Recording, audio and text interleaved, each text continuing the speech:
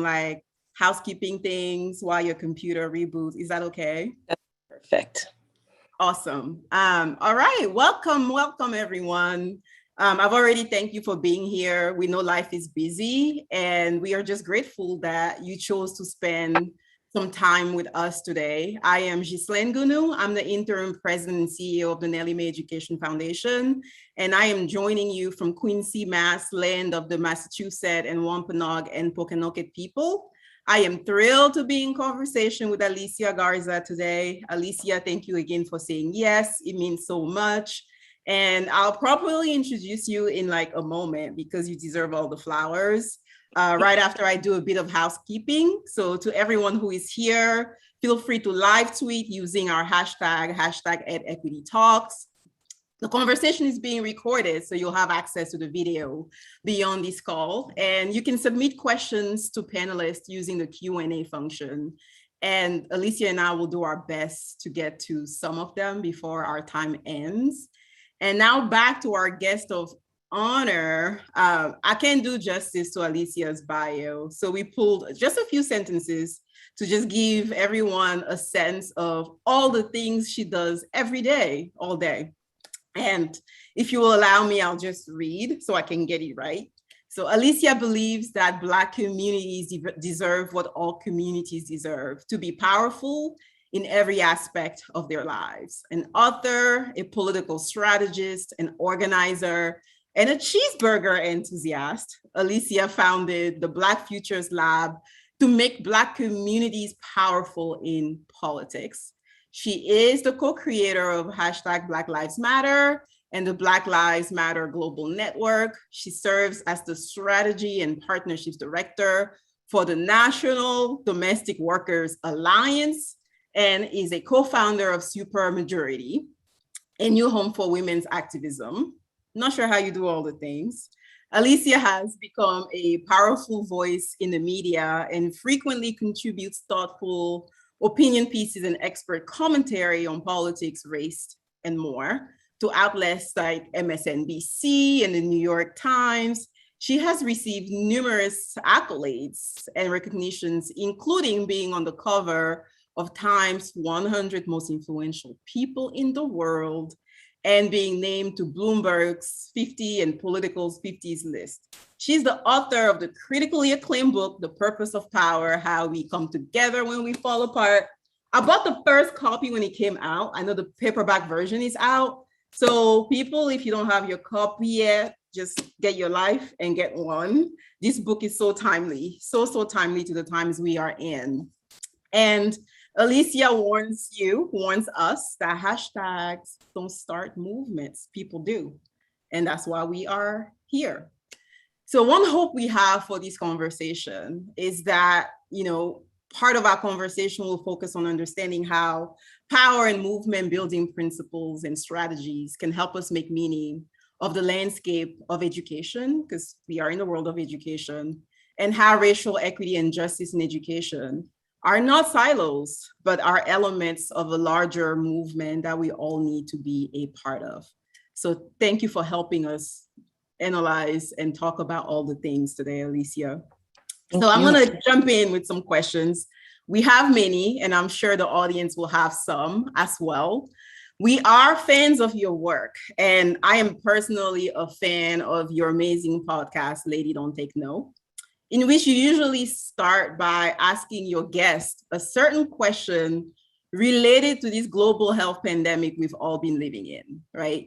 So the good people here today are also interested in your answer to your own question. And the question is, what habits have you developed live and direct from Miss Rona, AKA COVID? And what skills would you be bringing to the table if we were living in apocalyptic times and had to make it work? What has your COVID Miss Rona life been like? Oh my gosh. Well, first and foremost, thank you. Thank you for having me. I'm really excited to be with y'all. I've been up since 6 this morning, my goodness. So thank you for that. Also, Ghislaine, I'm going to join from my computer because it's now booted. So just so you know to look for me. Okay. Here we go. All right, you may see me here.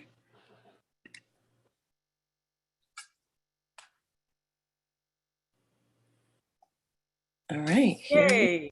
Get rid of this. The power of technology. Isn't that amazing? It's amazing. It's amazing. You're here. So let me start just again by saying thank you, and it's good to be with y'all this morning. I have developed a lot of new skills during the Rona. One is learning how to ride the Peloton bike, which for any Peloton enthusiasts,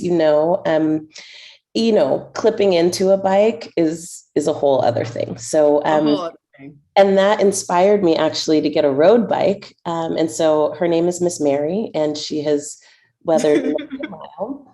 So I became a cycling enthusiast during the Rona. I also learned how to tend a garden. And wow. I will tell you, after 3 failed attempts this season, I have beautiful kale plants. I have lemon cucumbers. My zucchini didn't really do it, but that's okay. And I have beets. So I'm really excited about that.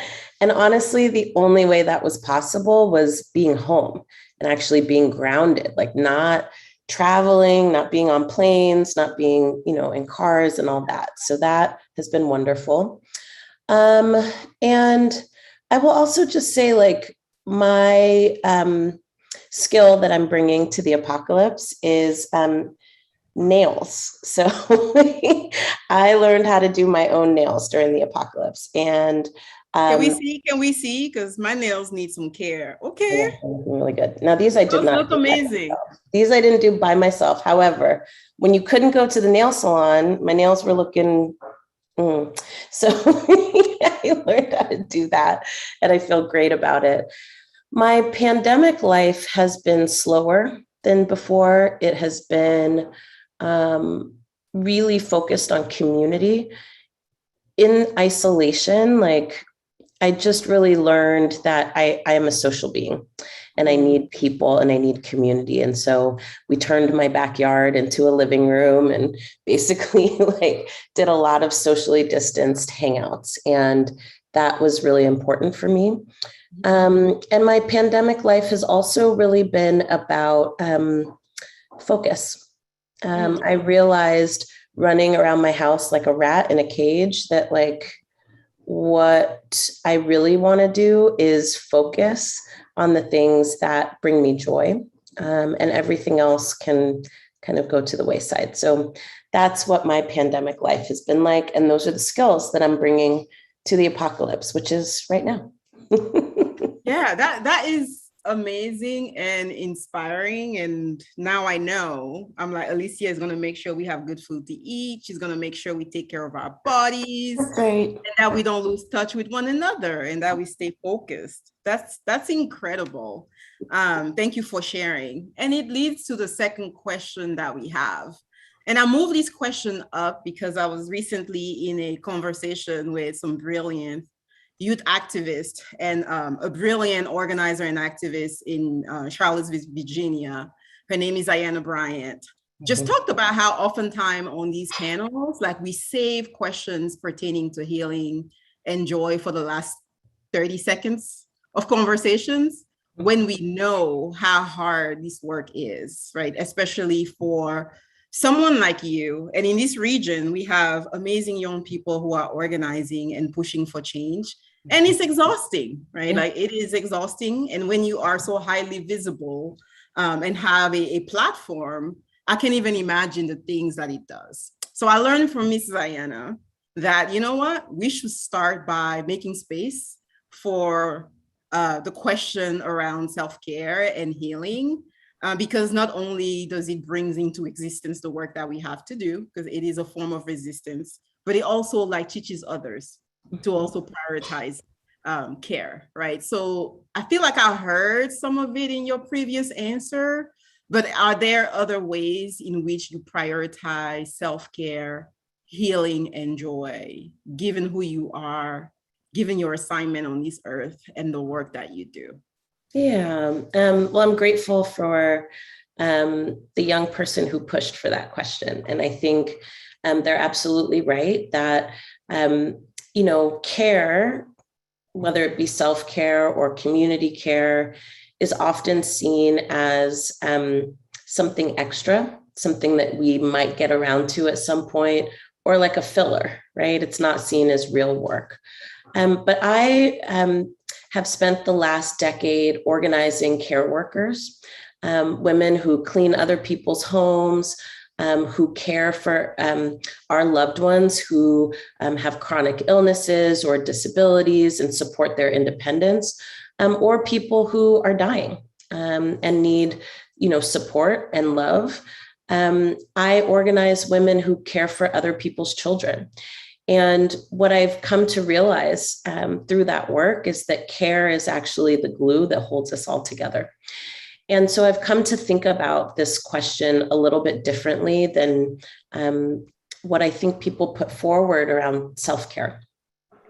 When I was first starting out in organizing, and I tell this story in my book too, there really was a grind culture. And by a grind culture, I mean, it was like work, work, work until you can't work. And the idea behind it, right, was that we were doing this work for not for ourselves, but for people coming after us, right? That we might not ever reap the benefits of the work that we do. And I always thought that was kind of ridiculous because this work is hard and it is heartbreaking and it is devastating. It is really difficult to weave together the fragments of a society and an economy that have been blown apart and shattered on purpose. And I don't see why anybody would do that work if it wasn't for yourself too. And I have come to realize over the last 20 years of doing this work that care and care work and self-care and community care is not the side work. It is the work. And as an organizer, yes, there were times when I was trying to get people to come to meetings. There was times when I was doing workshops so people could understand processes and issues, right? And how it impacted them. But most of my time was spent building relationships with people. And by building relationships, I was learning about their families. I was learning about the ways in which they got involved. I was showing up to graduations and birthday parties. And that is care work. And it's not the individualized care that we talk about when we talk about self-care. Nowadays, right, it's really popular for people to talk about bubble baths and yoga and taking long walks. And all of those things are deeply important for your well-being.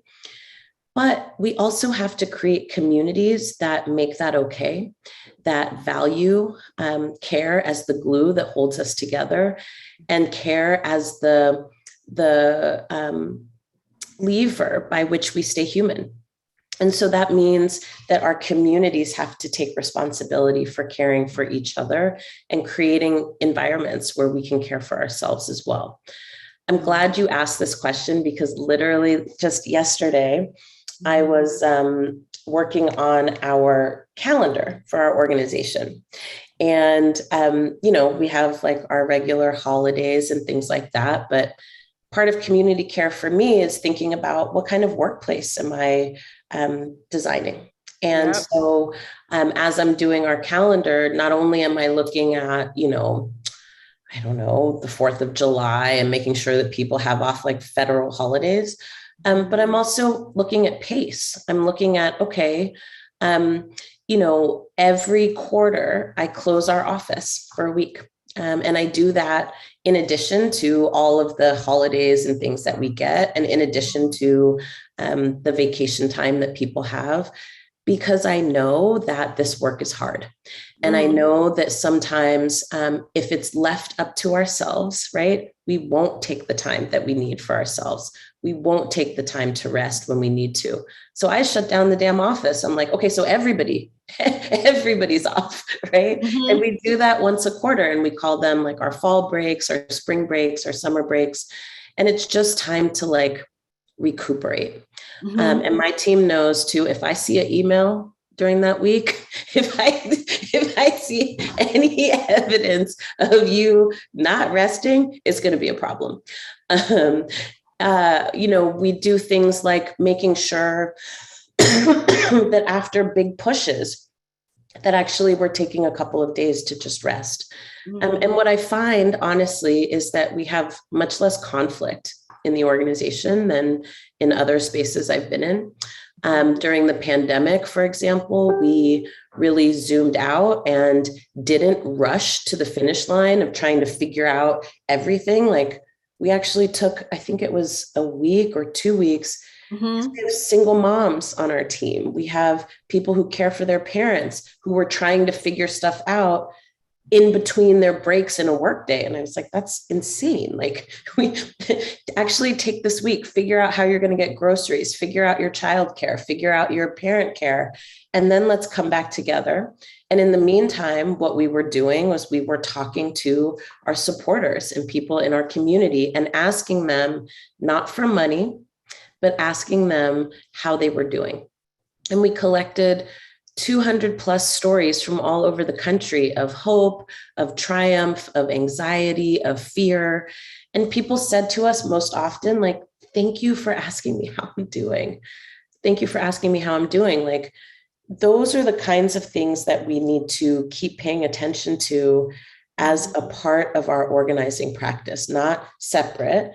But we also can't continue to frame self-care as these things that you can buy to make yourself feel better in something that you shouldn't feel good in. With that being said, and this is the last thing I'll say, because I know we have a lot to talk about, I also don't believe in this notion that the work shouldn't be hard. I hear people a lot of the times being like, this work is too hard and I need to rest more. I need to rest more. And I'm like, okay, but we're trying to change things. And so it's not actually about not working hard. It's not actually about not feeling stress or anxiety or pain. Like, that's not, that's utopian. We are in a deeply dystopic society that has a lot of problems, and there is not a way to escape that. And if there was, the escape route wouldn't be, let me not work as hard to change the things that need to be changed. That's not what we're doing. But what we do have to figure out is, how do we remain resilient in the face of crises? And the crises are accelerating and they are multiplying. And so we really have to get good at that practice of resilience so that we can be around for the fruits of our labor. So I'll leave it there. Whew, thank you, Alicia. I feel like you just gave us a whole word. And I hope people are taking notes, right? And I felt it was important to lift up this question because oftentimes, I think folks will come to this conversation with expectations that Alicia is going to break down all the tactics for how we mobilize, how we organize. I'm like, yes, and right, like community care and how we take care of each other is essential to how we remain resilient. So thank you. Like, I know I took some very concrete suggestions from what you've just shared, and including that we do this work for ourselves too, right?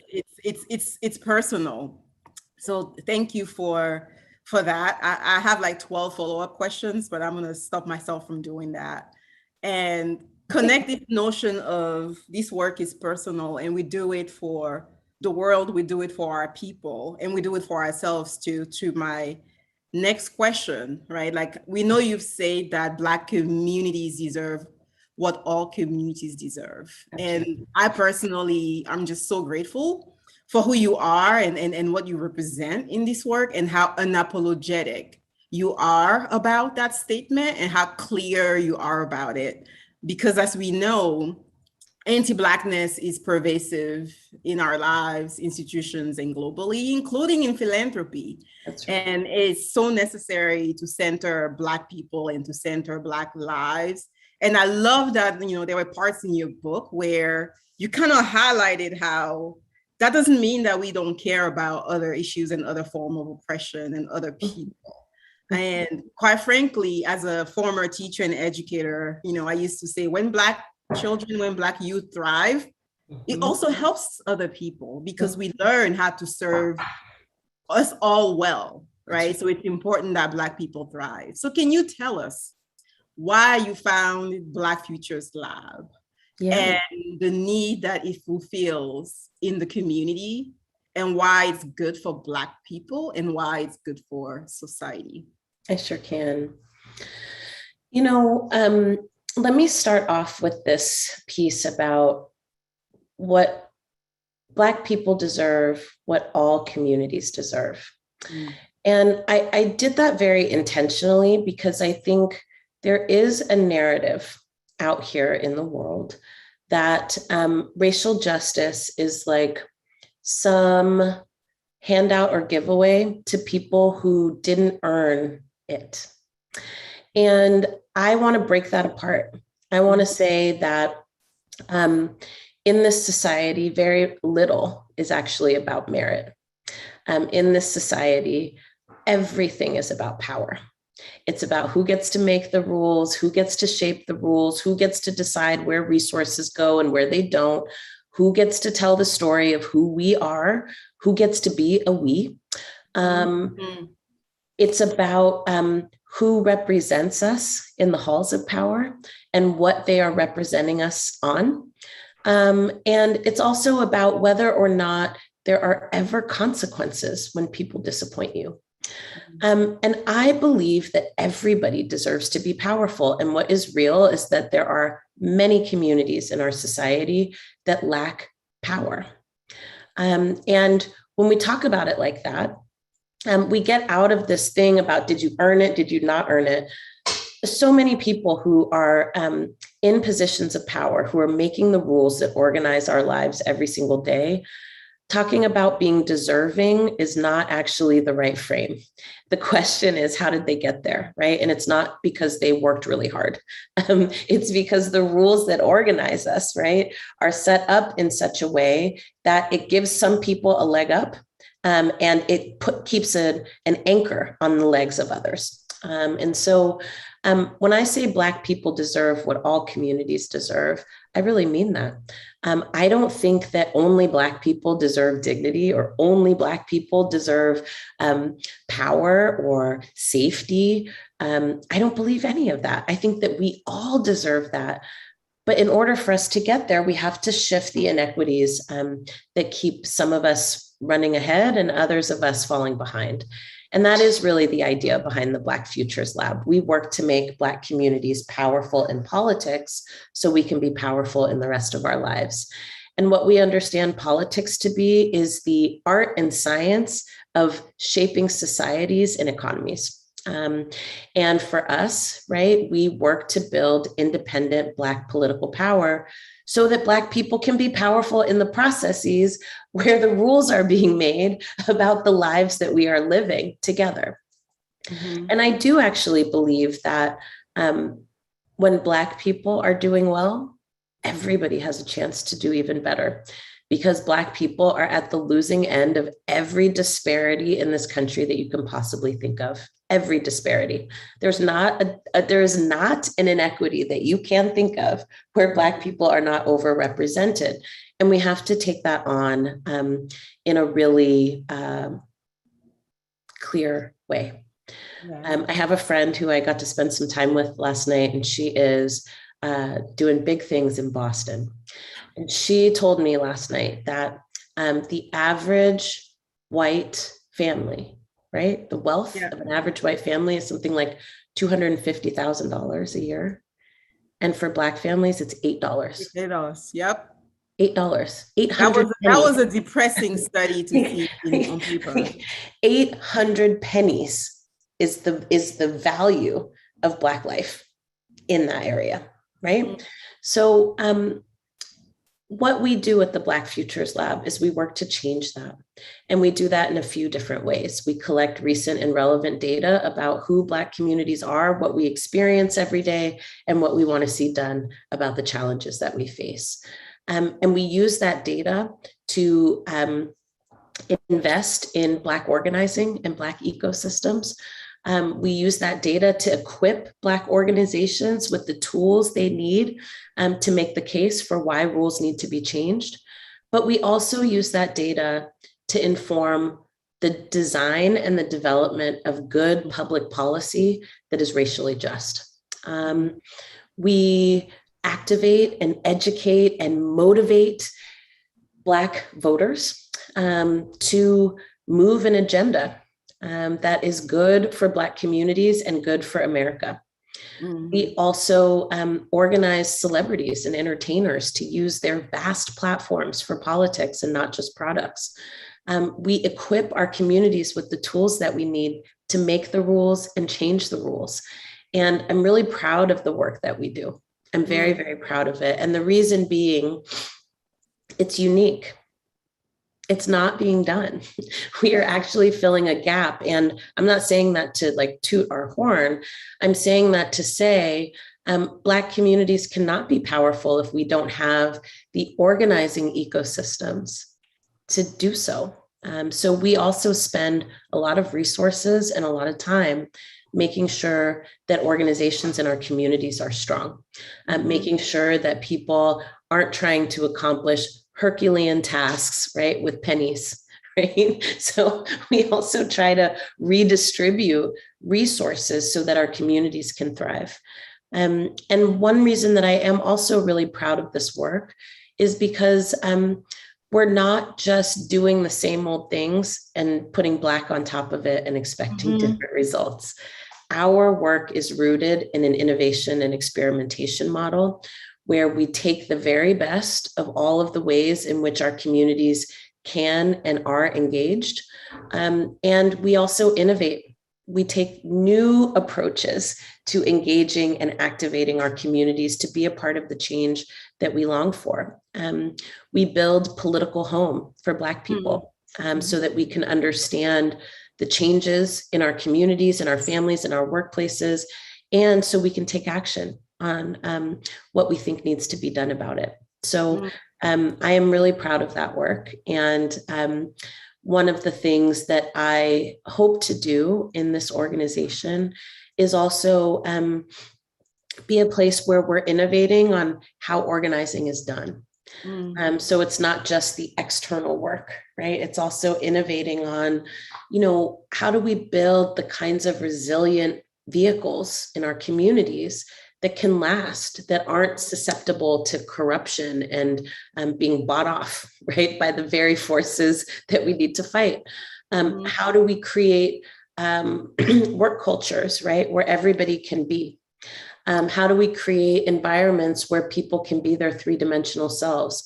And also, how do we unlock the radical imagination of our communities that has literally been leading this country for generations? And that's why we do what we do. And that's why, that's how we work to make Black communities powerful in politics, but it's also how we work to make sure that Black people have access to the same things that everybody should have access to. Yes, indeed, Alicia. And the work that you do is unique, right? Like, I think last year we had the honor as a foundation of supporting just a little bit of the work that you do at the Black Futures Lab, because we were so inspired, right? Like, there's a model, there's a blueprint being created there. And last year, when we had a confluence of factors and the crisis that made sure the entire house was on fire, we were forced as a funder, right, to see public education as connected to the fight for our democracy and the fight against anti-Blackness in this country. So thank you for founding that organization and for the work that you all do and for how you're modeling a different way of being, right? Which calls that we unlearn all the other ways that we've been socialized in, like, functioning in these institutions. So thank you for that. So connected to that, you wrote about some of what you've described in your book, right? And in chapter 15, in particular, you talk about political education, right? And as a funder, as an educator, I believe that education is political. There is no such thing as neutrality in education. So I was very excited to tap into the language that you use in the book and in that chapter in particular. So I'm going to ask my question while weaving in some audience questions, so they're coming in, right? I believe it. So you can take this opportunity to tell us a little bit about your book and why you wrote it. But in particular, how important is it to understand that education is indeed political, especially in the socio-political, cultural context that we're living in, right? Like, why did you write this book? How important is it that we see education as political and that we consider political education as crucial to critical thinking? And then we have an audience member who works in the ed space and wants to know how, as someone who is charged with doing equity work in a system in the K-12 space, how can they organize and mobilize and apply these lessons and keep a job when everything is under attack, right? So you can take it wherever the spirit leads you. You can take that question. So, yes, education is deeply political, and it reflects both the values of a society, but it also reflects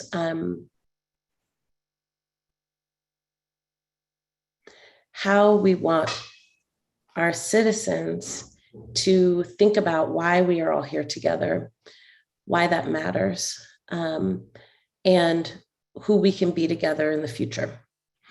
And I'm thinking a lot about the power and the influence of culture.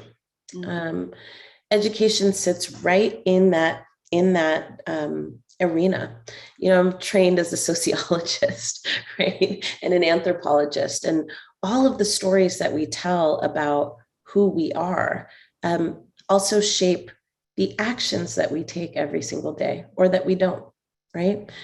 We are in the middle of a culture war in this country, where because there is such a deep, deep distrust of government, right, and power, corruption, right, we've extended that narrative into everything in our society, whether it be political parties, right, whether it be political agendas, whether it be health and healthcare, vaccines, reproductive rights, racial justice, right, and access to education. All of these narratives are woven in.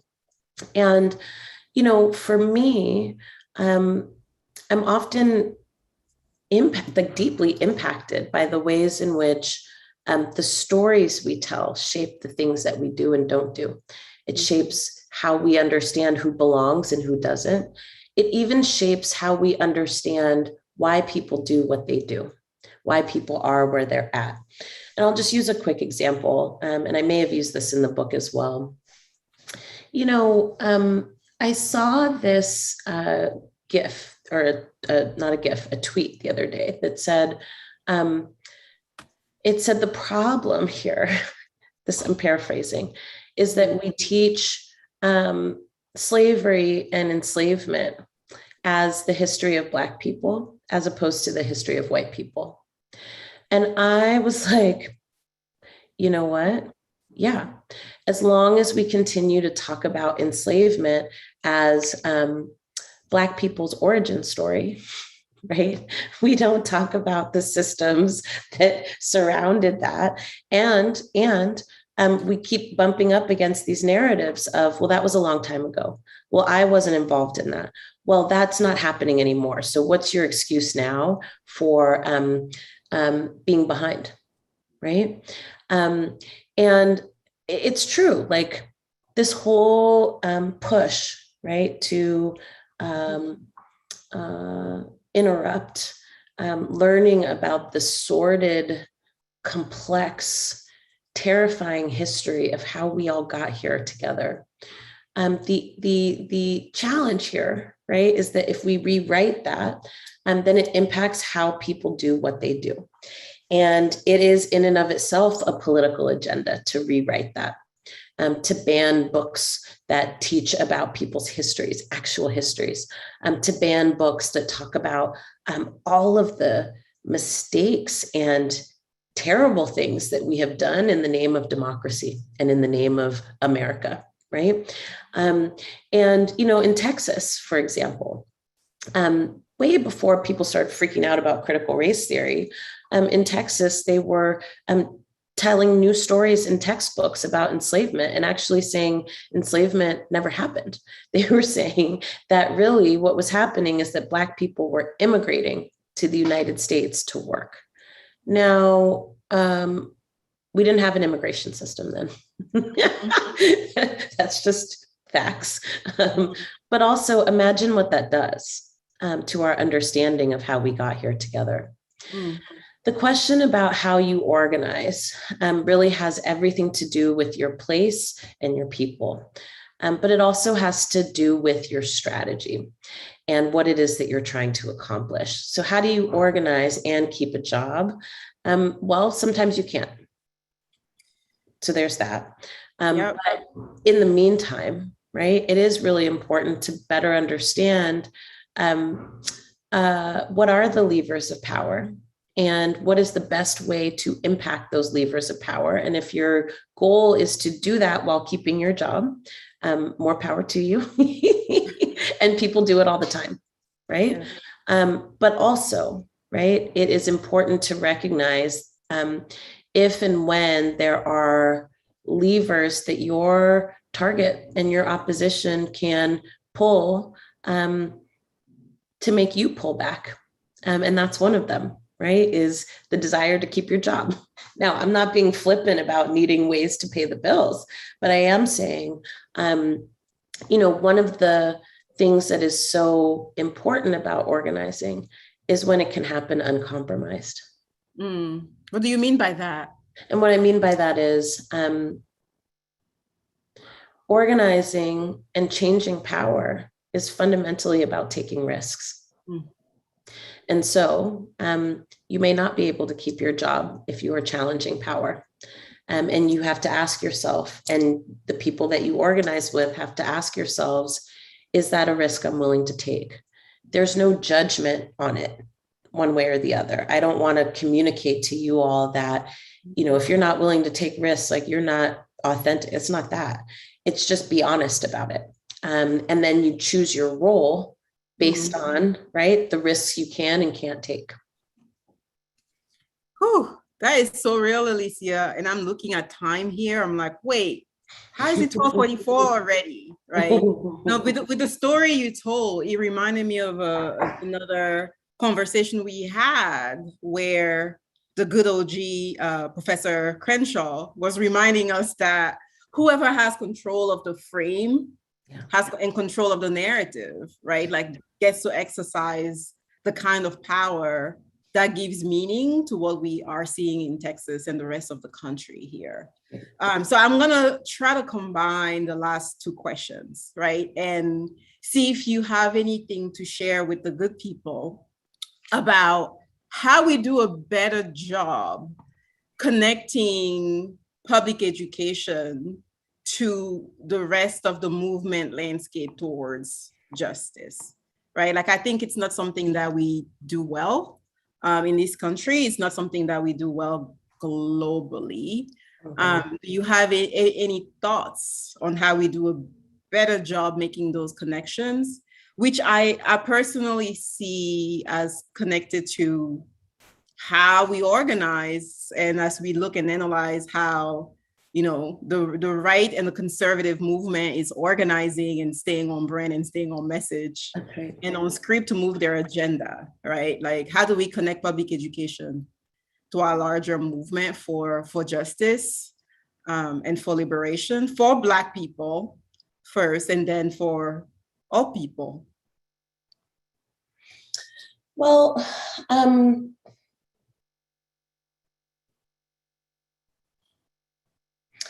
the first thing I want to say about this movement that we're up against is that it is mighty. It is mighty.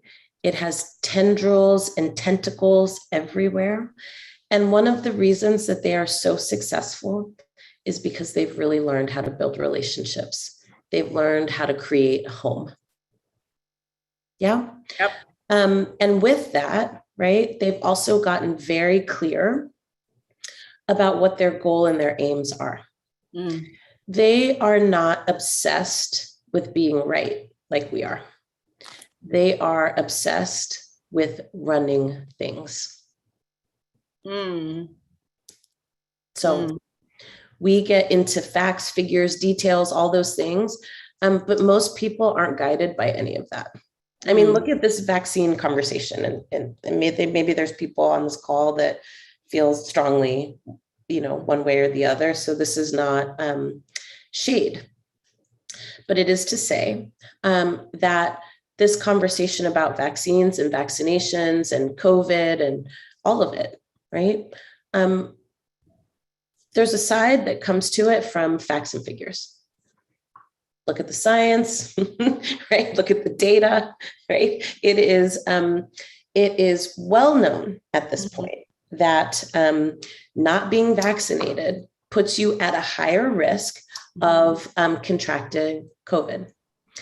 It does nothing to interrupt people's very strong feelings about COVID being a hoax. People's very strong feelings about vaccines being a way that the government is trying to control you.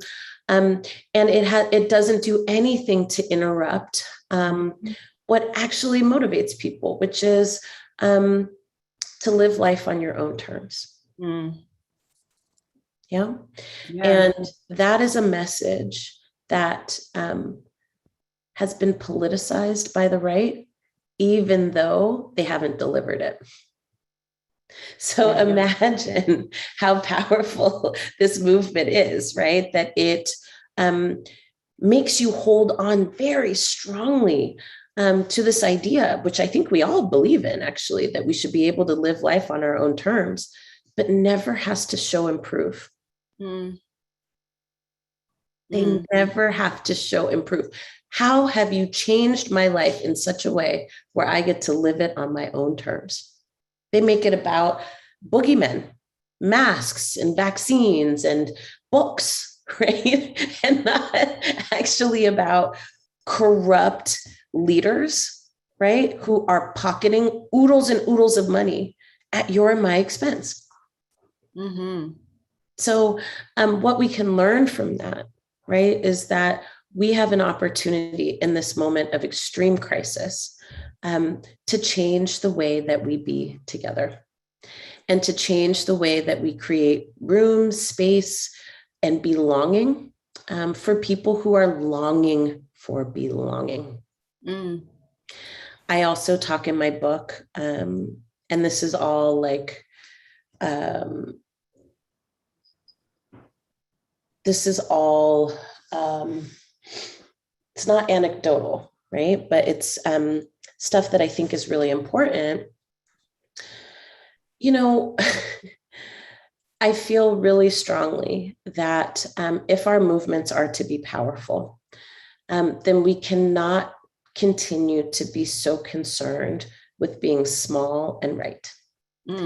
We actually have to be thinking about how we find all the people who are looking for us, who don't think exactly the way we think about the things that we think about, who are not experts in their fields, who know something is wrong, but don't totally know where to place the blame.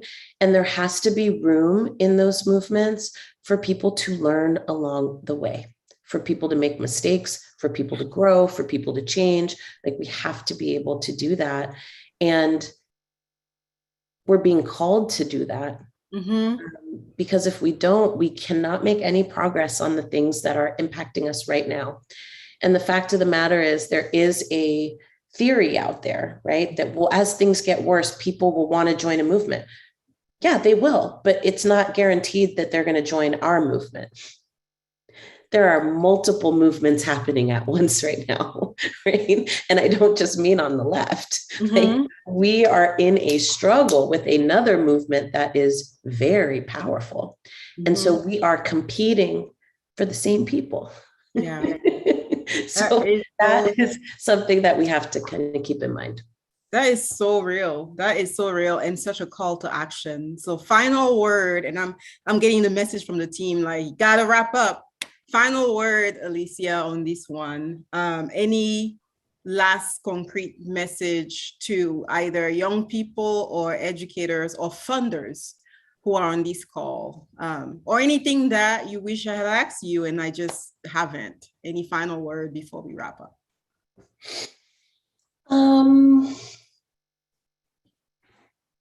Keep going.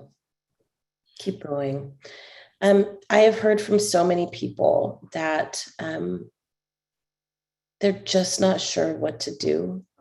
And I want to say to you that there is a whole menu of options, that actually this year that we're going into is deeply important. It's deeply important because we get another shot at the apple. We get a rematch, right? That's how I look at it. And we get to determine, right, whether we go forward or whether we go backward. And there are so many roles for you to play.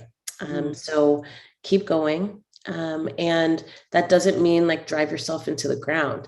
What it means is get focused on what your best contribution is, the contribution that gets you out of bed every day and makes you excited to do it, and the contribution that you fall asleep at night thinking about, and then play your position really, really well, because we need you. Thank you so much, Alicia. Thank you for all these gems. Thank you for the work you do. Thank you for all the reminders about what this work is about, that community care is essential, that changing internally inside of the organizations that we work in and with the people we are in the work with is just as important as what we're all fighting for, and so much more. So we appreciate you. We love you. We hope you keep going. If we can be helpful, you know where to find us. And to everyone here, thank you for joining us and making the time and staying beyond the time that we had allocated. It just means this work is so important. And keep taking good care as you do the good work, folks. Thank you. Thank you, everyone. Thank you, Alicia.